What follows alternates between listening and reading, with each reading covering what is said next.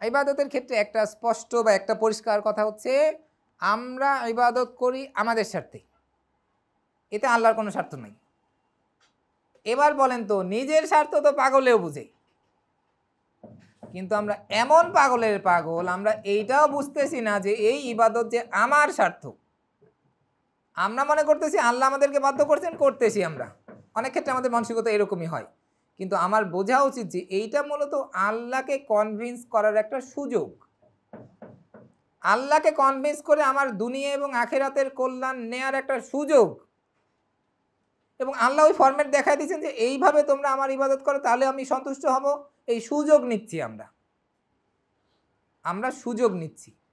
আপনার অফিসের কোনো যদি সুযোগ থাকে, এই কাজটা করলে আপনি প্রমোশন পাবেন, এই কাজ করলে এত % কমিশন পাবেন, সেটা আপনি করবেন না? এইভাবে এটা হলো সুযোগ আমাদের।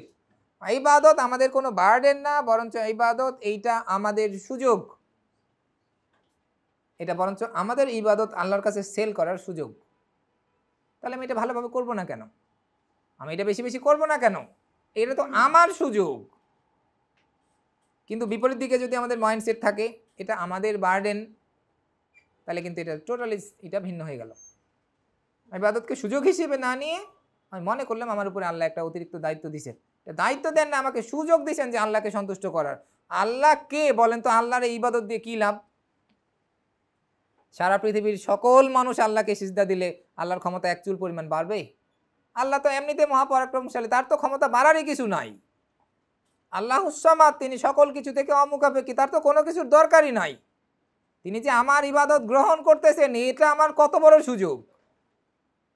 তাহলে আমার একটা সিজদাও যেন মিস না হয়, আমার একটা তিলাওয়াত, একটা সিজদা, আমার কিয়াম, আমার সিয়াম, আমার একটা ইবাদত যেন মিস না হয়। আমি এমন ইবাদত করব যেটা কবুলযোগ্য না, ওই ইবাদত তো পাগলেও করবে না। কিন্তু আমরা এমন পাগল ইবাদত করতেছি বছরের বছর, আমি নিজেই বুঝি যে এই ইবাদত কবুলযোগ্য না। আমাদের ইবাদতের কোয়ালিটি দেখলে আমরা নিজেরাই টের পাই যে এটা আল্লাহর কাছে, এটা আসমানে উঠবে না। এবং আমরা জানি যে অনেক ইবাদত আসমানে উঠে না, এটা ফেলে দেওয়া হয়। এই ইবাদত ভাই আমার তো করার দরকার নাই। আমার ইবাদত করলে সেইটাই করবো যেটা একদম 100% অ্যাকশন হবে।